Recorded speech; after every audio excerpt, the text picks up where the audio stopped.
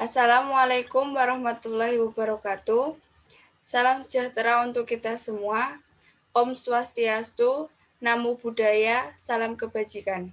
Perkenalkan, kami dari kelompok 1 ingin mempresentasikan tentang dinamika demokrasi di Indonesia yang beranggotakan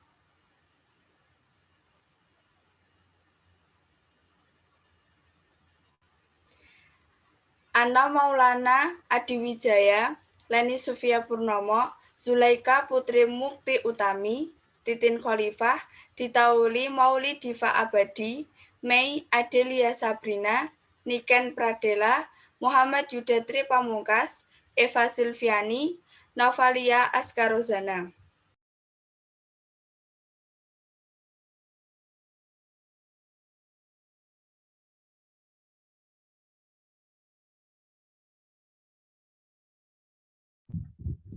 Demokrasi Indonesia. Demokrasi merupakan sistem negara yang di mana kewenangan berada di tangan rakyat. Sehingga suatu pemerintahan tidak mempunyai kewenangan penuh dalam pengambilan keputusan yang dapat mengubah hidup mereka. Demokrasi mengizinkan warga negara berpartisipasi baik secara langsung atau melalui perwakilan dalam perumusan, pengembangan, dan pembuatan hukum yang mengutamakan kedaulatan rakyat, jaminan hak asasi manusia, dan pemilihan yang bebas, adil, dan jujur.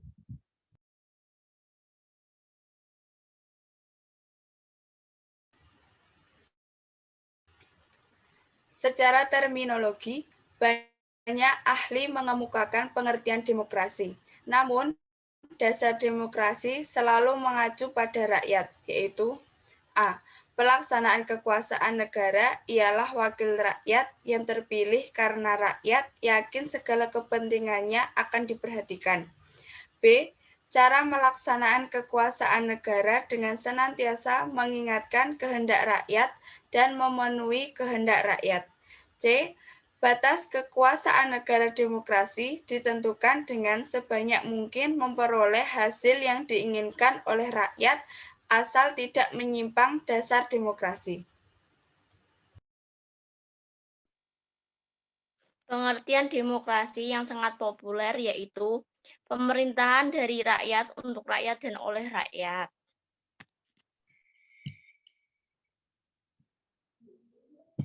Pemerintahan dari rakyat, presiden, gubernur, bupati, kepala desa, pemimpin politik telah dipilih dan mendapatkan mandat dari rakyat sehingga mengemban kepentingan rakyat.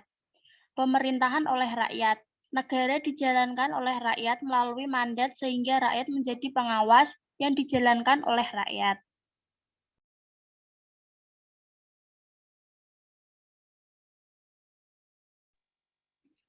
Pemerintahan untuk rakyat. Hasil dan kebijaksanaan diarahkan pada kesejahteraan rakyat dan atas dasar aspirasi rakyat. Jadi demokrasi adalah pemerintahan yang berdasarkan kedaulatan rakyat.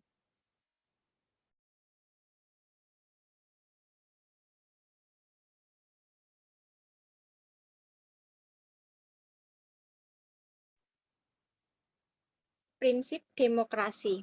Pemilik negara adalah rakyat, sehingga otoritas rakyatlah yang memiliki kekuasaan tertinggi.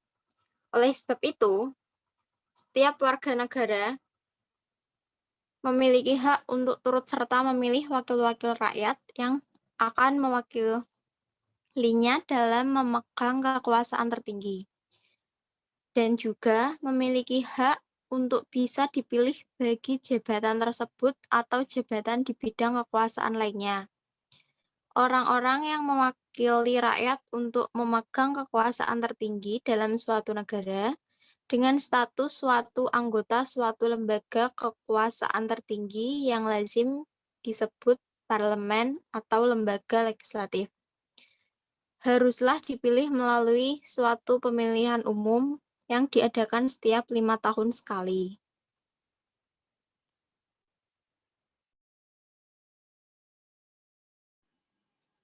Tidak boleh ada pengistimewaan kepada seseorang ataupun kepada golongan atau partai tertentu. Di antaranya tidak boleh ada pemilihan istimewa pada jabatan apapun karena adanya ketetapan Undang-Undang Dasar atau undang-undang walaupun dengan alasan apapun. Harus ada undang-undang yang mengatur tentang struktur organisasi kekuasaan dalam negara dan mekanisme pelaksanaan kerjanya.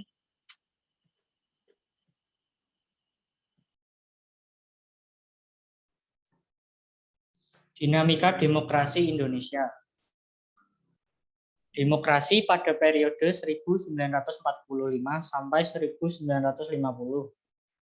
Demokrasi parlementer, yaitu mulai berlaku sebulan sesudah kemerdekaan diproklamirkan dan diperkuat dalam Undang-Undang Dasar 1945 dan 1950. Demokrasi parlementer tidak berjalan dengan baik. Kehidupan politik dan pemerintahan pada masa itu tidak stabil. Akibatnya program-program yang dibuat pemerintah tidak bisa dijalankan dengan baik dan berkesinambungan. Akhirnya demokrasi ini berakhir secara yuridis pada 5 Juli 1959 bersamaan dengan pemberlakuan kembali Undang-Undang Dasar 1945. Ciri-ciri demokrasi parlementer. 1.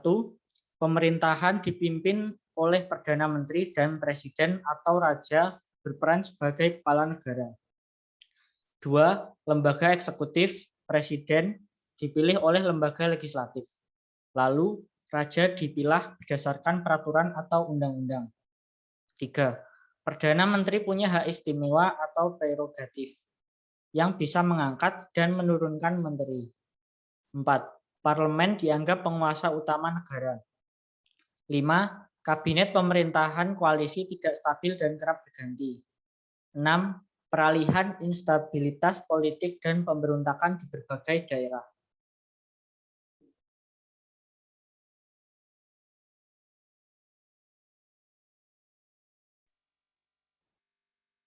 Demokrasi pada periode 1950 sampai 1965. Demokrasi terpimpin memiliki karakteristik sistem kepartaian melemah karena kekuasaan presiden semakin besar. Peran kontrol DPR gotong royong atau DPR-GR melemah dan pemilu tidak terselenggarakan. Upaya konsolidasi kekuatan politik dengan cara pembentukan kabinet gotong royong yang mewakili semua fraksi dan partai, serta upaya konsolidasi kekuatan politik dengan cara pembentukan Dewan Nasional yang dibentuk dari golongan fungsional, wakil buruh, petani, pendeta, ulama, wanita, dan lain-lain. Sentralisasi kekuasaan di tangan presiden, kewenangan daerah terbatas, dan kebebasan pers dibatasi.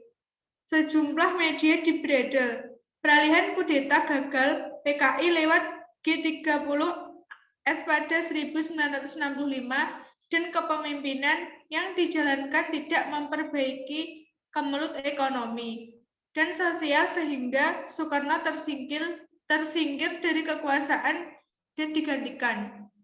Ciri-ciri demokrasi terpimpin. Yang pertama, dominasi dari presiden. Kedua, terbatasnya peranan partai politik. Ketiga, berkembangnya pengaruh komunis, meluasnya peranan ABRI sebagai unsur sosial politik.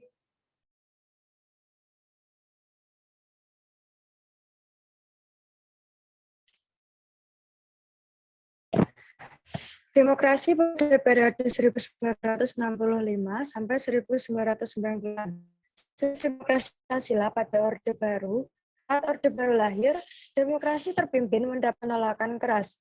Soeharto kemudian menjadi Presiden RI setelah Soekarno. Dalam pidato kenegaraan tanggal 16 Agustus 1965 menyatakan bahwa demokrasi Pancasila berarti demokrasi kedaulatan rakyat yang dijiwai dan diintegrasikan dengan sila-sila lainnya. Hal ini berarti bahwa menggunakan hak-hak demokrasi harus disertai dengan tanggung jawab kepada Tuhan Yang Maha Esa. Pemerintahan Orde Baru yang banyak melibatkan militer berusaha atasi ruang gerak partai politik maupun organisasi yang pro-demokrasi. Akan tetapi, dalam praktiknya, demokrasi Pancasila pada masa Orde ini banyak menyimpang dari prinsip demokrasi Pancasila sendiri. Badan eksekutif yang kuat tetapi tidak komited kepada sesuatu pembangunan malah mendapat kebobrokan ekonomi karena kekuasaan yang dimilikinya disia-siakan, tujuannya pada hakikatnya merugikan rakyat.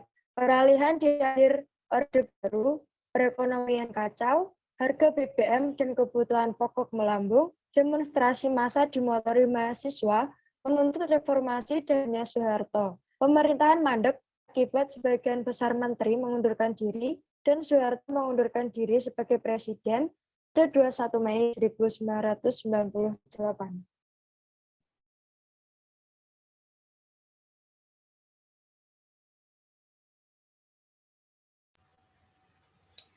Ciri-ciri demokrasi Pancasila Orba. 1. Rotasi kekuasaan eksekutif hampir tidak pernah terjadi. 2. Rekrutmen politik bersifat tertutup. 3. Terjadi kecurangan pada pemilihan umum. 4. Pelaksanaan hak-hak dasar warga negara lemah. 5. Adanya penggunaan intimidasi bagi lawan politik yang merupakan tindakan pelanggaran hak asasi manusia. 6. Hak kebebasan berpendapat dan berorganisasi dibatasi dan juga dikekang. 7. Penafsiran tunggal konstitusi oleh penguasa. 8. Cara pengambilan keputusan melalui musyawarah untuk mencapai mufakat.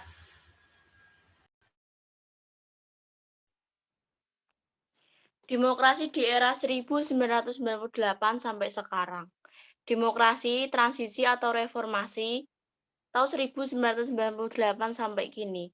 Karakteristik sistem pemerintahan. 1. Presidensial, parlemen terdiri dari banyak partai atau multipartai. Sistem pemilihan langsung.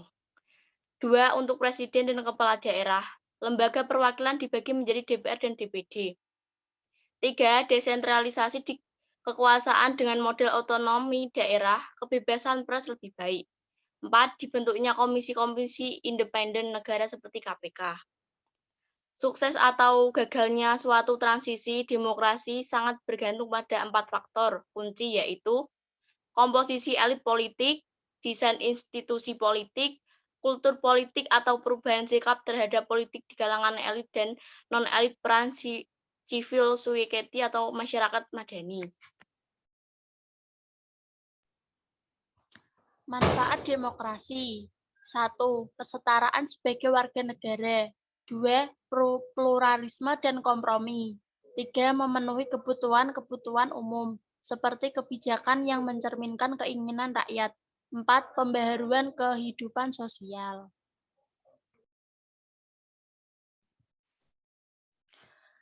Demikian presentasi dari kelompok kami tentang dinamika demokrasi di Indonesia. Bila ada visual atau suara yang kurang berkenan di hati para audiens, kami memohon maaf yang sebesar-besarnya. Serta jika ada pertanyaan untuk disampaikan di kolom komentar Google Classroom. Terima kasih. Wassalamualaikum warahmatullahi wabarakatuh.